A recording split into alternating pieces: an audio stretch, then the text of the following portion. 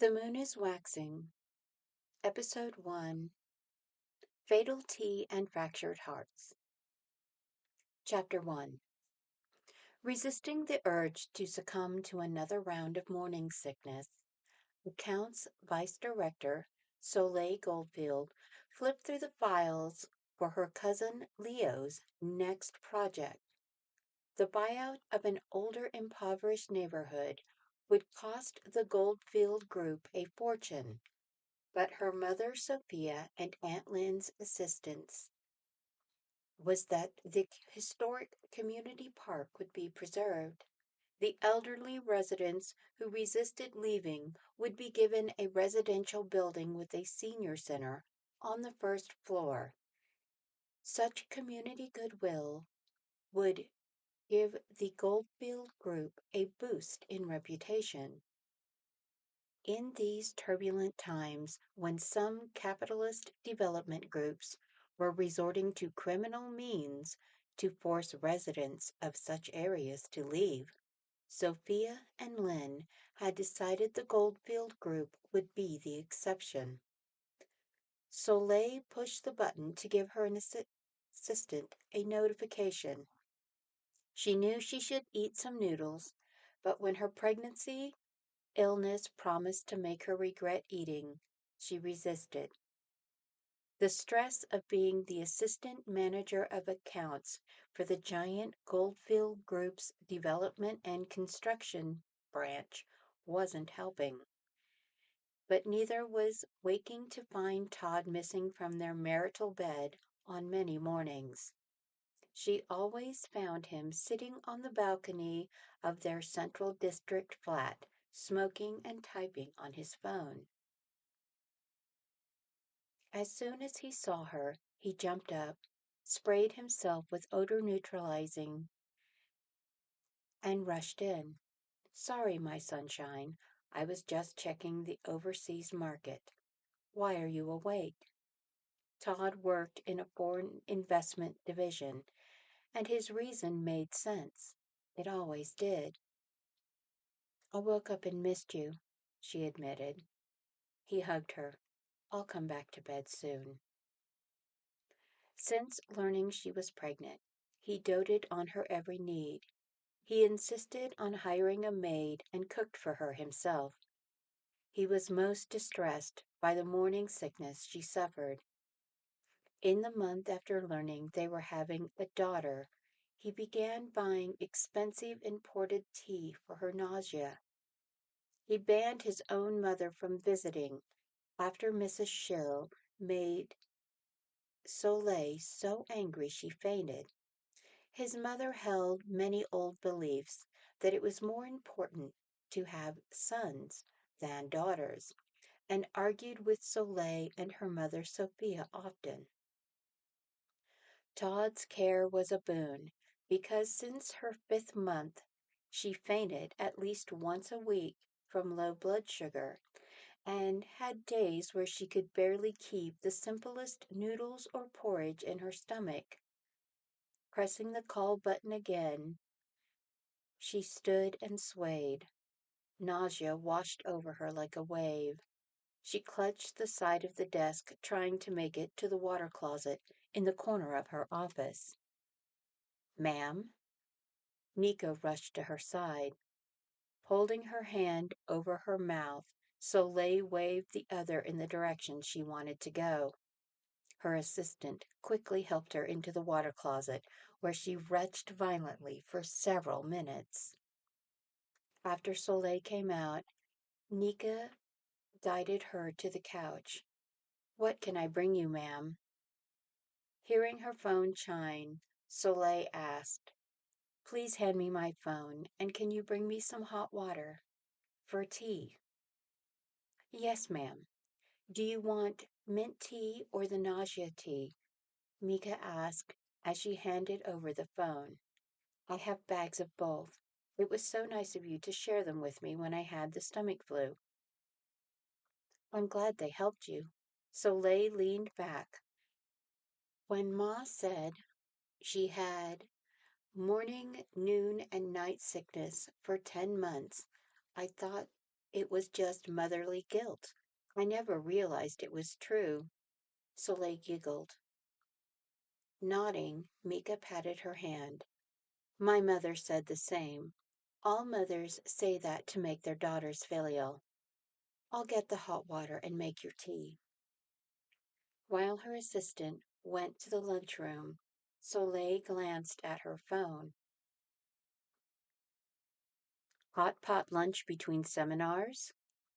Dr. Bestie said Lawyer Bestie is also coming. Let's go. I need food. Grinning at her stepsister's message, Soleil shook her head and typed back. Go without me. The baby and I can't stand the smell of spicy or pork hot pot. See you at dinner. Waterboy says have some light broth and come see him soon. Future judge from hell asks if you need a restraining order against the vomit monster. The responses made Soleil giggle as she typed, Tell Kent and Violet to eat my share and half of yours. Soleil imagined she could hear her stepsister's dismay in the reply. No, my hot pot, followed by a laughing emoji. Ma'am, your 11 o'clock is here. Mika carried in a tray, followed by Leo Goldfield.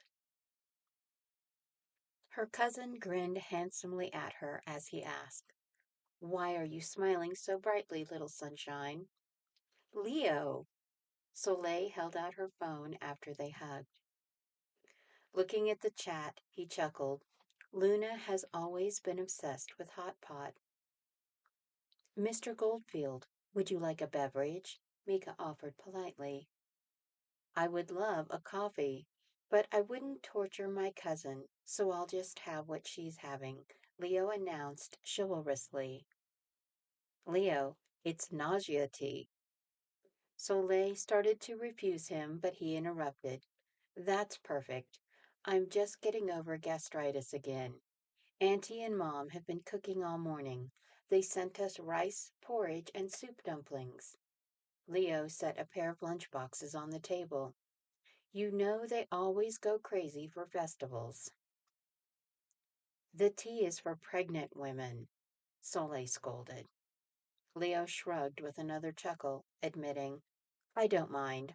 Opal has me tasting everything she eats and drinks or makes. I'm going to get so fat. She's a 5-star chef and foodie blogger who's pregnant. Should you expect anything else? Soleil taunted as she added a bag of the imported tea to Leo's cup.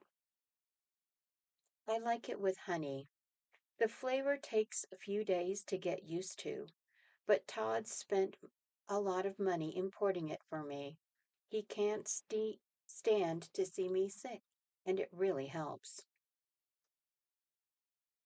I'm glad he's taking such good care of you. His family don't start. Soleil's mood soured like her stomach had been earlier. She sipped the floral ginger tea, trying not to grimace at the pungent secondary flavor. She and Todd were not socially matched or financially or politically equal, but she loved him and his scholarly personality. Todd's family was nouveau rich. His father had turned their family's gift for mathematics into a statistical investment model that caught Soleil's grandfather's attention. When Todd's father died suddenly of a heart attack, Grandfather Goldfield bought the small company and offered to let Todd return to the university and scholarly life. But Todd refused and began studying international markets with Soleil. Soleil, Leo called out, getting her attention back from her memories. She hummed in acknowledgement. I said the tea is very interesting. I didn't expect the aftertaste to be so pungent, but the chamomile and ginger in it will help with the nausea. Leo walked back to the desk and picked up the file Soleil had been reading earlier. Mom and Auntie's idea for the senior building and center convinced the last holdouts to accept our offer, he said as he sat back down. He squeezed some lemon and put a slice of candied ginger in his teacup, tasted it again, and seemed happier with the combination. As they ate the bland meal and drank the stomach-soothing tea, the cousins talked about all aspects of the new development. Over the rest of the afternoon, and after several more cups of tea, they sorted the details of the elderly residence and left behind grandchildren many of them were raising. Ma'am, Mr. Shill has arrived, Mika interrupted. Both Soleil and Leo looked up at the clock, shocked that the whole afternoon had already passed. Do you want to come back to the manor? We're having a welcome home dinner for Luna, Soleil invited. I wish I could, but I have a 3-hour drive home. Opal is dragging me off to India for something called Diwali. Leo smiled with crescent-shaped eyes, the love for his fiancée shining in them. I'll be back by the time they start the demolition. Standing, they hugged. Leo swayed and yawned, making Soleil yawn as well. They both laughed.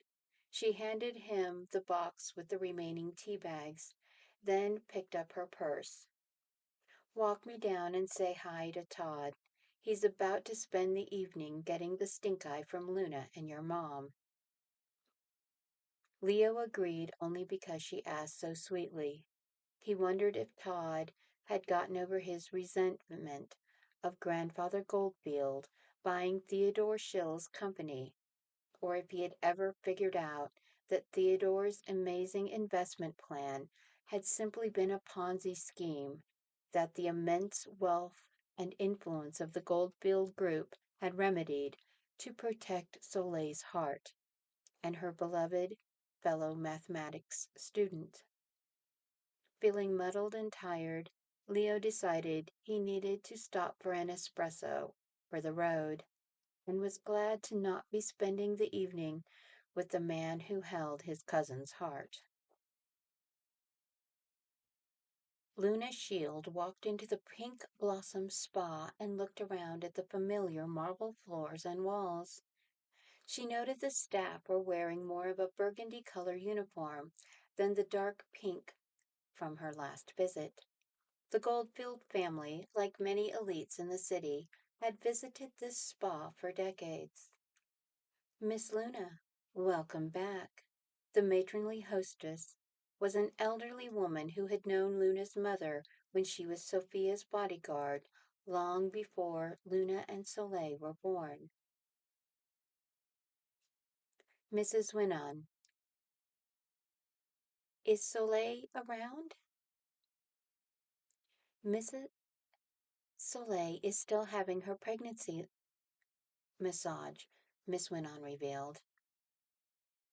Is there time for me to go get some lunch? Luna was starving. The speaker at the law enforcement conference had gone long, overlapping the lunch break and stretching into Luna's afternoon off, leaving her with no chance to grab anything to eat on her way to the spa appointment. Today's lunch special is shrimp and salmon with cucumber salad. I will have 2 plates, brought immediately, Mrs. Winnan offered.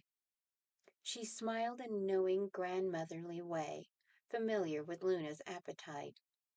Miss Soleil may have already eaten, but I'm old. I forget. I'm sure you can manage. She went out while Luna changed into a deep wine-colored robe. 2 attendants returned with the food and began arranging the room for side-by-side manicures and pedicures. As she ate, Luna's mind went over the case that was this morning's topic source.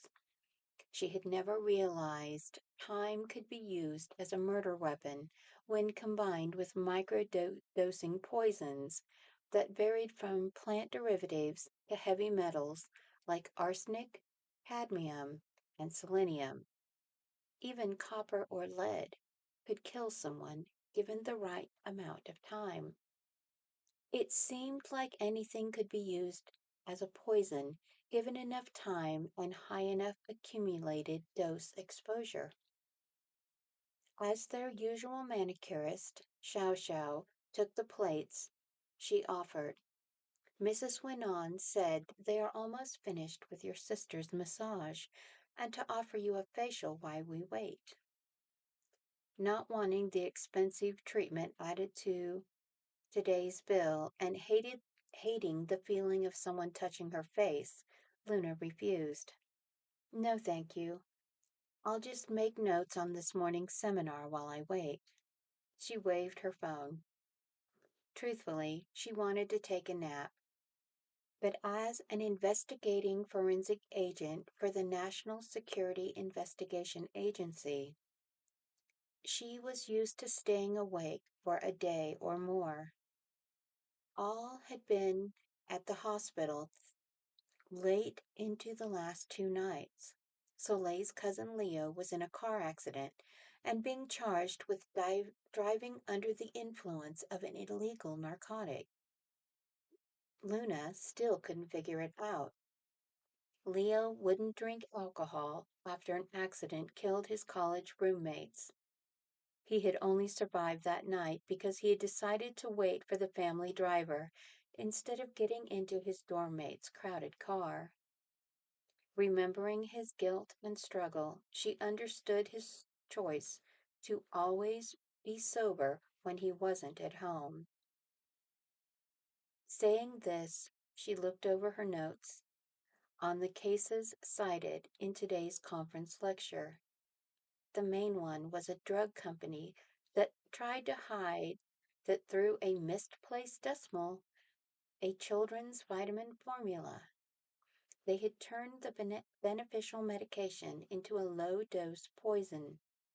Tens of thousands of children were sickened, and by the time it was discovered, 16 children had died. She read over the symptoms of heavy metal poisoning again as Soleil came in. Hey, sis. Sorry it took so long. My legs were very swollen and I kept falling asleep. Soleil apologized. Well, it wasn't like we weren't awake until 2 a.m. in the morning, Luna reminded.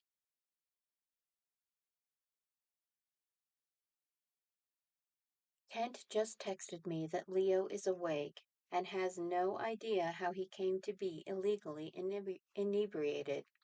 Luna shook her head. I'm going to look at the evidence this evening. How was the seminar this morning? Soleil asked, changing the subject. It was interesting, Luna responded. Then she yawned. It was about... Nope, don't, Soleil interrupted and held up her hand. I know what interesting means in Luna speak. My morning, noon, and night sickness doesn't want the details. Her tone made her foster sister laugh. Mrs. Winan smiled as Xiao Xiao giggled. May we get you ladies some beverages? Coffee, black with 5 sugars. Luna begged as she yawned again. Make it 2. Miss Soleil? There is an enameled tea box in my bag. And bring me some honey and hot water, please, Soleil asked sweetly, then explained. To her sister. Todd ordered me a special tea for nausea 2 months ago. It's amazing, and before you ask, I showed the ingredients list to Kent, and he said it's fine.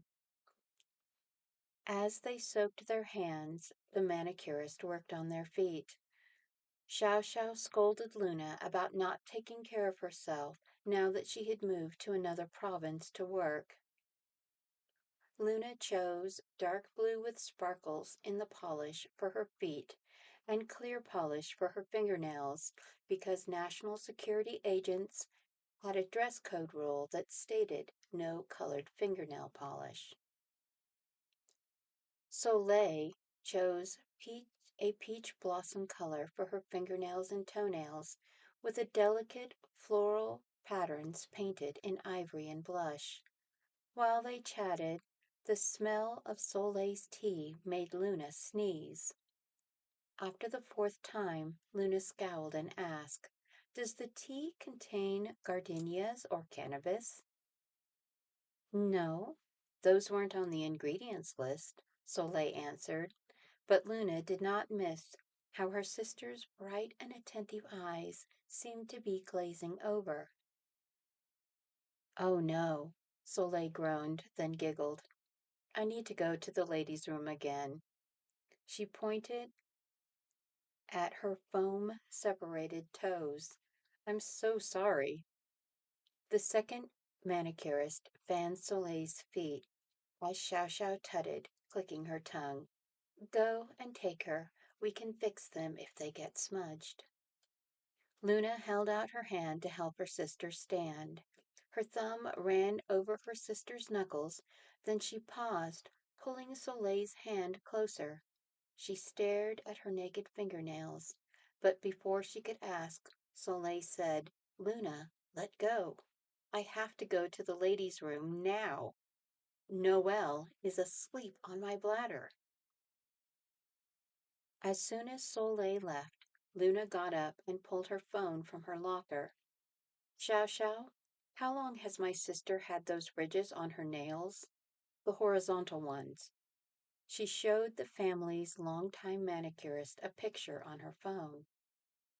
The older woman scowled. 2 months or so.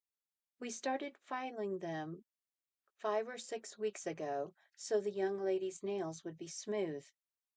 "Are you certain?" Luna asked in a very serious tone. "Yes, Miss Luna, I am." Xiao Xiao pulled a book out of her pocket and showed Luna the notes from the weekly visits for the last 2 months. "Xiao Xiao, could I—" "Miss Luna, come quickly. Miss Soleil has collapsed." Mrs. Winon rushed in. Luna and Xiao Xiao ran out into the hall, following Miss Winon. Luna pushed the spa workers aside and bent to press her fingertips on her sister's throat. Soleil's pulse was weak. Her skin was clammy and cool, her breathing so shallow that her lips were as pale as a ghost. "Mrs. Wilson," Miss went on, "have someone call an ambulance. Xiao Xiao, I need our things, and put my sister's tea bags in a plastic bag to go to the hospital with us," Luna ordered in an iron tone that reminded the older staff of her late mother. While she lifted Soleil's eyelids, Luna noted the bluish tint of the corneas. Mrs. Winon pressed her hands together. "Luna, dearest moon, what did you figure out?" She stared at the young woman who had discovered and revealed an employee was stealing her family's secret skincare clay and replacing it with a fake clay mask containing toxic minerals and chemically made fragrance oils. Luna had saved the Pink Blossom Spa when she was only 17. Luna looked up at her with desperate eyes, wet with unfallen tears. "I am certain that my sister has been poisoned," she whispered. Several protested, as Xiao Xiao and Mrs. Wilson looked horrified. Xiao Xiao blurted out, "Who would try to hurt the young lady? She is so kind and charitable." Pressing her lips together, as she took the bags of their clothes and their purses, Luna said nothing. She was a special investigator and forensic pathologist from the National Security and Investigation Agency. To keep any hint from being leaked to the media, she swallowed her accusation. She needed to gather the evidence, but Luna Shield was certain her brother-in-law had tried to murder his wife and unborn daughter.